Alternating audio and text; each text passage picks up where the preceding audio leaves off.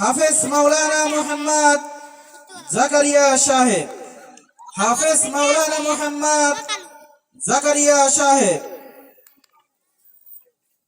শিক্ষক হযরত ফাতেমাতুজ জাহরা রাদিয়াল্লাহু তাআলা আনহা, মহিলা মাদ্রাসা, পটল সোনগাছা। হযরত ফাতেমাতুজ জাহরা রাদিয়াল্লাহু তাআলা আনহা, মহিলা মাদ্রাসা, পটল সোনগাছা। আমি হযরতকে কোরআন হাদিসের আলোকে মূল্যবান তাকরীর পেশ করার জন্য সবিনয় অনুরোধ করছি।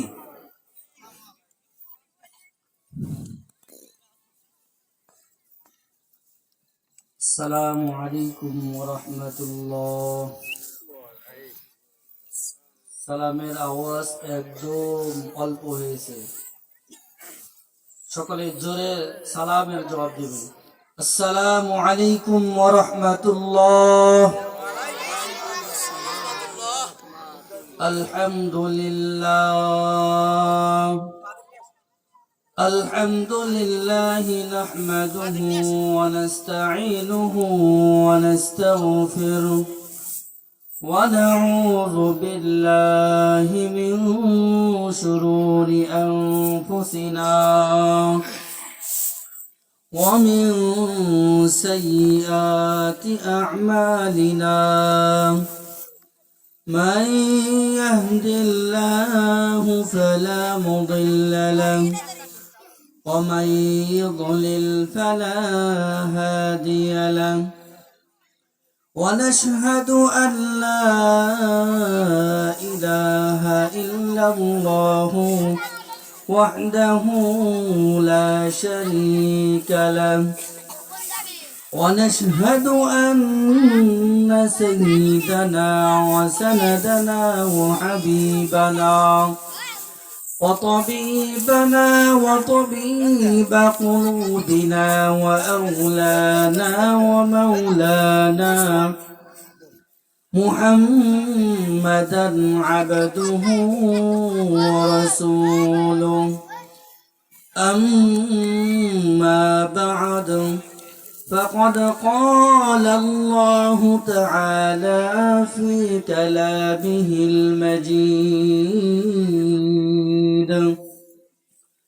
وفرقانه الحميد، ونحن على ذلك لمن الشاهدين والشاكرين. أعوذ بالله من الشيطان الرجيم. بسم الله الرحمن الرحيم. فإذا قضيتم الصلاة فاذكروا الله قياما وقعودا وعلى جنوبكم، فإذا اطمأننتم فأقيموا الصلاة، إن الصلاة كانت على المؤمنين كتابا موقوتا.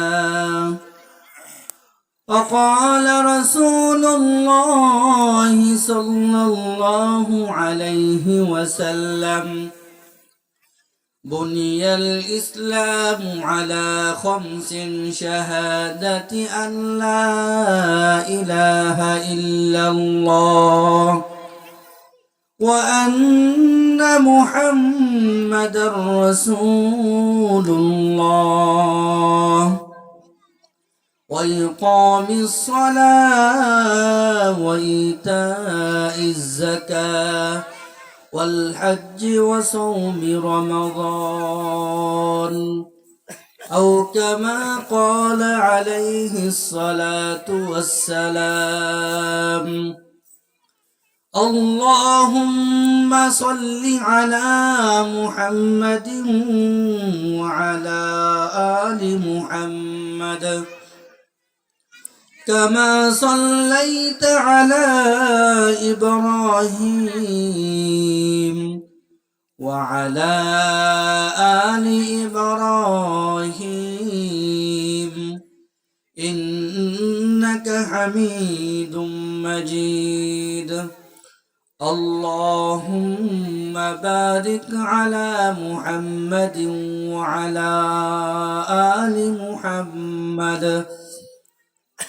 كما باركت على إبراهيم وعلى آل إبراهيم إنك حميد مجيد فهي मेरे मस्कन रहे मेरे मस्कन हवाली काबा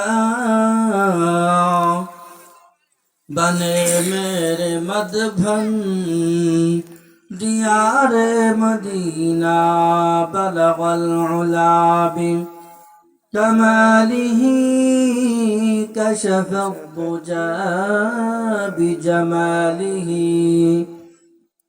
حسنت جميع خصاله صلوا عليه وآله সোনগাছা পূর্ব নতুন পাড়া ভাটপিয়ারি বাইতুন নূর জামি মসজিদের উন্নয়ন কল্পে যুব সমাজের উদ্যোগে ওয়াজ মাহফিলের আয়োজন করা হয়েছে। আল্লাহ পাক রব্বুল আলামিন এই মাহফিলকে কবুল আর মঞ্জুর করেন। আমি কোরআনুল কারীম থেকে একটা আয়াত তেলাওয়াত করেছি এবং রাসূলুল্লাহ সাল্লাল্লাহু আলাইহি ওয়াসাল্লামের অসংখ্য হাদিসের ভিতর থেকে একটা হাদিস তেলাওয়াত করেছি। আল্লাহ পাক রব্বুল আলামিন যদি তৌফিক দান করেন তাহলে এর উপর কিছু আলোচনা করব ইনশাআল্লাহ। আল্লাহ পাক রব্বুল আলামিন আমাদেরকে দুনিয়ার বিভিন্ন কাজ থেকে ফারিগ করে এই জালিসুর রহমান বেহেশতের বাগানে আসার এবং বসার তৌফিক দান করেছেন। এই জন্য সকলেই শুকরিয়া আদায় করি আলহামদুলিল্লাহ।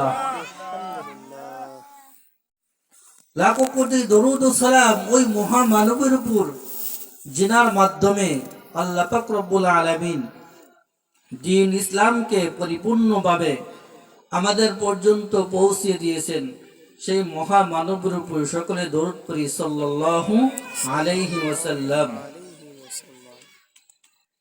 আল্লাহ পাক রব্বুল আলামিন কোরআনে কারীমের ভিতরে বলতেছেন فَإِذَا قَضَيْتُمُ الصَّلَاةَ فَاذْكُرُوا اللَّهَ قِيَامًا وَقُعُودًا وَعَلَى جُنُوبِكُمْ فَإِذَا اطْمَأْنَنْتُمْ فَأَقِيمُوا الصَّلَاةَ إِنَّ الصَّلَاةَ كَانَتْ عَلَى الْمُؤْمِنِينَ كِتَابًا مَوْقُوتًا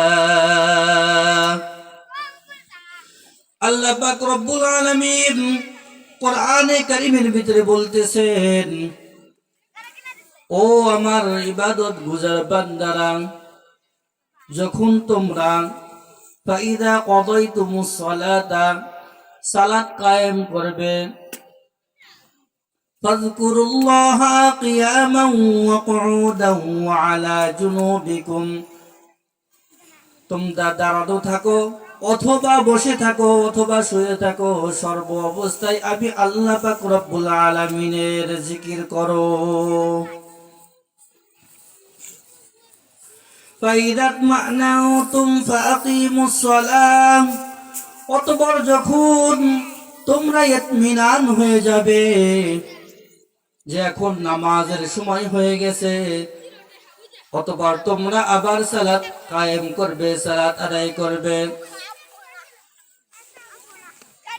ইন্নাস সালাতা কানাত আলাল মুমিনিনা কিতাবাম মাওকুতা,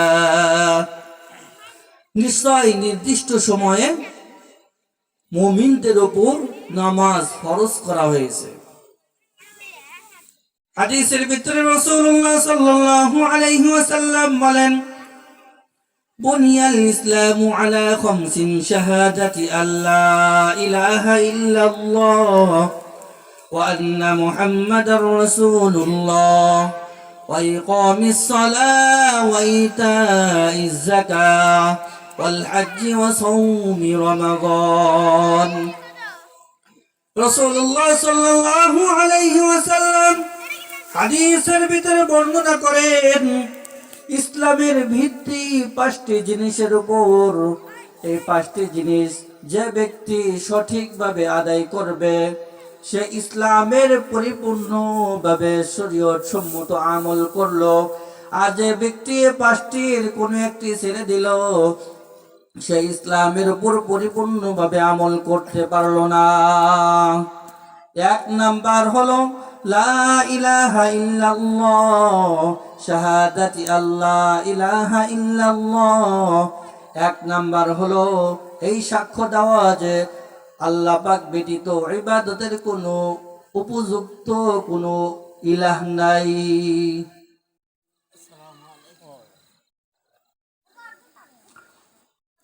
1 নাম্বার সাক্ষ্য দিতে হবে শাহাদাতি আল্লাহ ইলাহা ইল্লাল্লাহ ওয়া আন্না মুহাম্মাদার রাসূলুল্লাহ, এবং মুহাম্মদ সাল্লাল্লাহু আলাইহি ওয়াসাল্লাম আল্লাহ তাআলার রাসূল। 2 নাম্বার ওয়া ইকামিস সালাহ, সালাত কায়েম করতে হবে। ওয়া ইতাইজ যাকাহ, 3 নাম্বার যাকাত প্রদান করতে হবে। ওয়াল হজ্জি ওয়া সাওমি রমাদান, 4 নাম্বার হলো যদি হজ ফরজ হয় হজ করতে হবে। ওয়া সাওমি রমাদান, 5 নাম্বার হলো যে ব্যক্তির উপর রমজান মাস আসলো এবং রোজা ফরজ হয়েছে, ওই ব্যক্তির রোজা রাখতে হবে।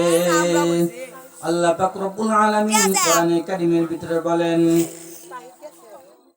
ওয়া আকিমুস সালাতা ওয়া আতুজ যাকাহ ওয়া আতিউর রাসূল লাআল্লাকুম তুরহামুন। আল্লাহ পাক রব্বুল আলামিন কোরআনে কারীমের ভিতরে বলতেছেন, তোমরা সালাত কায়েম করো এবং যাকাত প্রদান করো এবং আনুগত্য করো রাসূলের, যাতে করে তোমরা অনুগ্রহ প্রাপ্ত হতে পারো। আল্লাহ পাক রব্বুল আলামিন কোরআনে কারীমের অন্য আয়াতের ভিতরে বলেন, হাফিযু আলাস সালাওয়াতি ওয়াস সালাতিল উসতা ওয়া কুমু লিল্লাহি কানিতিন। আল্লাহু আকবার বলেন। আল্লাহ পাক রব্বুল আলামিন বলতেছেন, তোমরা সালাতের ব্যাপারে সচেতন হও, যত্নবান হও, বিশেষ করে মধ্যবর্তী সালাতের ব্যাপারে। ওয়া কুমু লিল্লাহি কানিতিন, এবং যখন আল্লাহ পাক রব্বুল আলামিনের সামনে দাঁড়াবে তখন একান্ত আদবের সহিত দাঁড়াও। আল্লাহ পাক রব্বুল আলামিন কোরআনে কারীমের ভিতর বলতেছেন, ওয়া আকিমুস সালাতা ওয়া আতুজ যাকাহ ওয়া মা তুকদ্দিমু লিআনফুসিকুম মিন খাইরিন তাজিদুহু ইনদাল্লাহ ইন্নাল্লাহা বিমা তা'মালুনা বাসীর। আল্লাহ পাক রব্বুল আলামিন কোরআনে কারীমের ভিতরে বলতেছেন, ওয়া আকিমুস সালাতা ওয়া আতুজ যাকাহ, তোমরা সালাত কায়েম করো এবং যাকাত প্রদান করো। কি করতে বলছেন? আল্লাহ পাক রব্বুল আলামিন সালাত কায়েম করতে বলছেন, যাকাত প্রদান করতে বলছেন। ওয়া মা তুকদ্দিমু লিআনফুসিকুম মিন খাইরিন তাজিদুহু ইনদাল্লাহ, এবং দুনিয়া থেকে তোমাদের ভবিষ্যতের জন্য, আখিরাতের জন্য যা কিছু পাঠাবে, আল্লাহ পাক রব্বুল আলামিনের নিকটে তার উত্তম কিছু পাবে। ইন্নাল্লাহা খাবীরুম বিমা তা'মালুন, আল্লাহ তাআলা সব কিছুর খবর রাখেন, যা কিছু তোমরা করো। আল্লাহ সব খবর রাখেন, আমরা কি করতেছি দুনিয়াতে সব বিষয়ে জানেন। আল্লাহ পাক রব্বুল আলামিন কোরআনে কারীমের ভিতরে এভাবে 82 স্থানে নামাজের আলোচনা করেছেন। নামাজ বড় গুরুত্বপূর্ণ একটা ইবাদত। রাসূলুল্লাহ সাল্লাল্লাহু আলাইহি ওয়াসাল্লাম হাদিসের ভিতরে বলেন, বাইনার রাজুলি ওয়া বাইনাশ শিরকি ওয়াল কুফরি তারকাস সালাহ। কাফের মুশরিক এবং মুসলমানদের ভিতরে পার্থক্যকারী একমাত্র মানদণ্ড হচ্ছে সালাত। অর্থাৎ যে ব্যক্তি সালাত ত্যাগ করে ফেলে, সালাত কায়েম করে না, নামাজ ছেড়ে দেয়, এটা কোনো মুসলমানের কাজ নয়, এটা হলো কাফের মুশরিকদের কাজ। কারণ হলো কাফের মুশরিকরা নামাজ পড়ে না, আর মুসলমান জাতি কখনো নামাজ ছাড়ে না। কাফের আর মুশরিক আর মুসলমানদের ভিতরে পার্থক্যকারী হলো একমাত্র সালাত। মুসলমান কখনো সালাত ছেড়ে দিতে পারে না। তবে কোনো মুসলমান যদি নামাজ না পড়ে, সালাত কায়েম না করে, তাহলে তাকে কাফের বলা যাবে না, বরং সে হলো ফাসিক এবং গুনাহগার। কিন্তু মুসলমান ওই সময়ই কাফের হয়ে যাবে যখন নামাজ নিয়ে কটূক্তি করবে, হাসি ঠাট্টা করবে, নামাজকে অস্বীকার করবে। এই জন্য ভাইরা আমার, বন্ধুরা আমার, মুসলমানের স্বভাব নামাজ ছেড়ে দেওয়া নয়, কাফের মুশরিকদের স্বভাব হলো নামাজ ছেড়ে দেওয়া। হযরত আলী রাদিয়াল্লাহু তাআলা আনহু থেকে বর্ণিত, রাসূলুল্লাহ সাল্লাল্লাহু আলাইহি ওয়াসাল্লাম মৃত্যু শয্যায় যখন জীবনের শেষ নিঃশ্বাস ত্যাগ করেন, তখন হযরত রাসূল করিম সাল্লাল্লাহু আলাইহি ওয়াসাল্লাম তিনি তেনার কলিজার টুকরা ফাতেমা রাদিয়াল্লাহু তাআলা আনহার কথা বলেন নাই, প্রিয় নাতি হাসান হুসাইনের কথা বলেন নাই, বরং বলেছেন সালাত as-সালাত as-সালাত ওয়া মা মালাকাত আইমানুকুম। তোমরা নামাজের ব্যাপারে যত্নবান হও, সচেতন হও, এবং স্বীয় অধীনস্থ গোলামদের ব্যাপারে আল্লাহকে ভয় করো।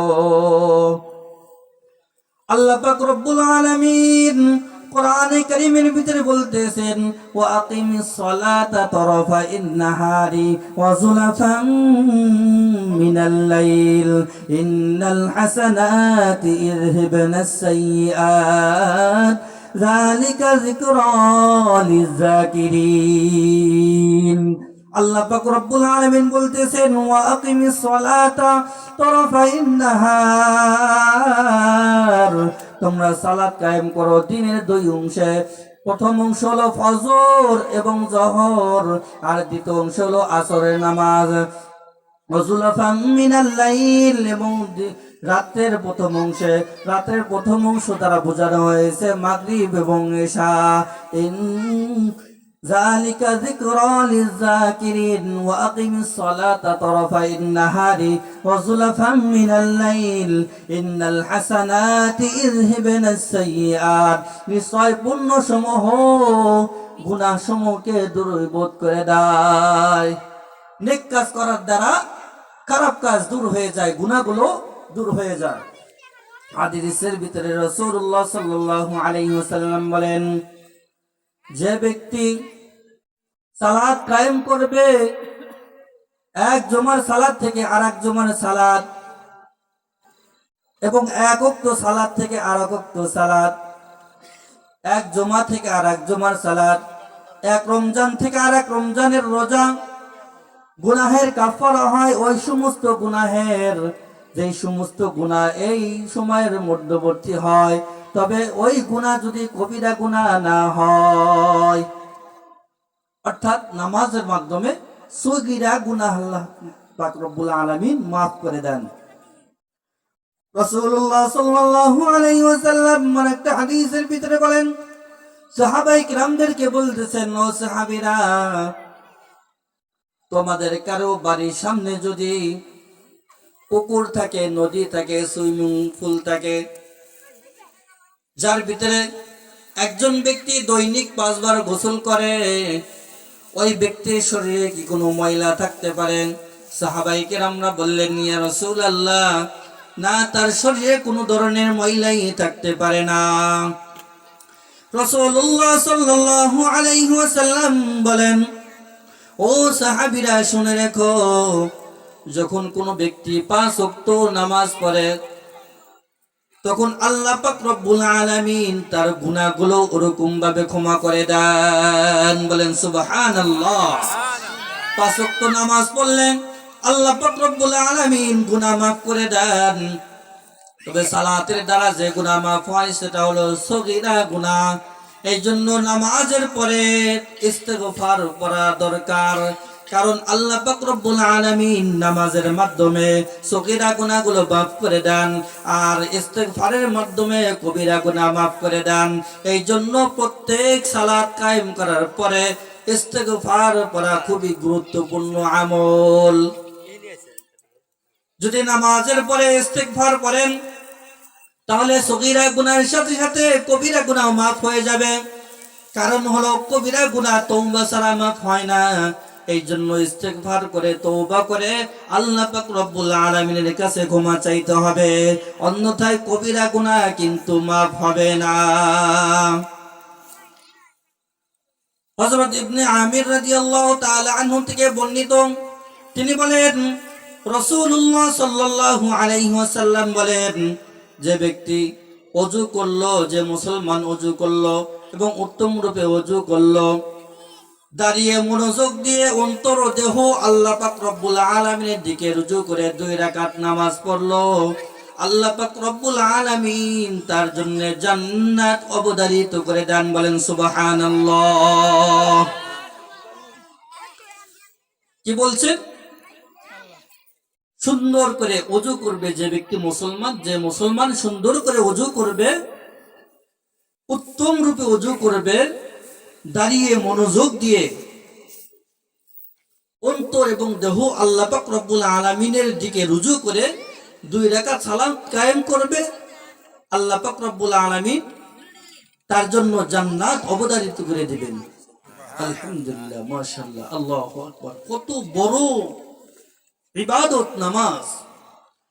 হযরত হানজালা উসাইদি রাদিয়াল্লাহু তাআলা আনহু থেকে বর্ণিত, তিনি বলেন, যে ব্যক্তি 5 ওয়াক্ত সালাত যথাযথ সময়ে যথাযথ নিয়মে রুকু সিজদা ঠিকঠাক মতো আদায় করে, সময়ের প্রতি খেয়াল রেখে নামাজ আদায় করবে, আর এই নামাজ আদায় করাকে নিজের উপর আল্লাহ তাআলার হক মনে করবে, আল্লাহ পাক রব্বুল আলামিন তার জন্য জাহান্নামের আগুন হারাম করে দেন। বলেন সুবহানাল্লাহ। শুধু তাই নয়, যে বন্ধুগণ মুসলমান 5 ওয়াক্ত সালাত যারা কায়েম করবে, আল্লাহ পাক রব্বুল আলামিন 5টা পুরস্কার তাদেরকে দান করবেন। কয়টা পুরস্কার? 5টা পুরস্কার দান করবেন। 1 নাম্বার পুরস্কার হলো তার রিজিকের পেরেশানি দূর করে দিবেন। কি করে দিবেন? রিজিকের পেরেশানি দূর করে দিবেন। কত ভালো! নামাজ পড়বেন, রিজিকের পেরেশানি দূর হয়ে যাবে। যে রিজিকের জন্য মানুষ রাত দিন খেটে কুল পায় না, তারপরেও রিজিকের পেরেশানি লেগেই থাকে, কিন্তু যখন বান্দা 5 ওয়াক্ত নামাজ পড়বে তখন আল্লাহ পাক রব্বুল আলামিন তার রিজিকের পেরেশানি দূর করে দেবেন। 2 নাম্বার, কবরের আযাব মাফ করে দেবেন। কিসের আযাব মাফ করে দেবেন? কবরের আযাব বড় ভয়াবহ কঠিন আযাব। হাদিসের ভিতরে আছে, রাসূলুল্লাহ সাল্লাল্লাহু আলাইহি ওয়াসাল্লাম বলেন, কবর প্রত্যেক দিন মানুষকে ডাকতে থাকে যে তোমরা খালি হাতে এসো না, বেআমল হয়ে আসো না, আমি কিন্তু অন্ধকার ঘর, সাপ বিচ্ছুর ঘর, এই জন্য আমার ভিতরে আসলে তোমাদের বড় ভয়ঙ্কর অবস্থা হবে। নেক আমল নিয়ে তুমি আমার ভিতরে এসো, নেক আমল ছাড়া যেন আমার ভিতরে এসো না। এই কঠিন আযাব থেকে, কবরের আযাব থেকে আল্লাহ পাক রব্বুল আলামিন রেহাই দিবেন, কবরের আযাব মাফ করে দেবেন। এমনকি হাদিসের ভিতরে আসে, রাসূলুল্লাহ সাল্লাল্লাহু আলাইহি ওয়াসাল্লাম বলেন, যখন কোনো বদকার লোক কবরের ভিতরে যায়, কবরটাকে এমন ভাবে চাপা দেয় যে এক পাঁজরের হাড় আর এক পাঁজরের হাড়ের ভিতরে ঢুকে যায়। রাসূলুল্লাহ সাল্লাল্লাহু আলাইহি ওয়াসাল্লাম এই হাদিস বর্ণনা করার সময় হাত এইভাবে দেখাইছেন যে এক হাতের আঙ্গুল আর এক হাতের আঙ্গুলের ভিতরে যেমন ঢোকে, এরকম ভাবে বদকার লোক যখন কবরে আসে তখন এইভাবে কবরটাকে চাপ দেবে, এই এক পাঁজরের হাড় আর এক পাঁজরের হাড়ের ভিতরে ঢুকে যাবে, মরমর করে ভেঙে যাবে। কত কঠিন আযাব থেকে আল্লাহ পাক রব্বুল আলামিন হেফাজত করবেন। 3 নাম্বার, হাসরের ময়দানে ডান হাতে আমলনামা দিবেন। হাসরের মাঠ বড় কঠিন। আল্লাহ পাক রব্বুল আলামিন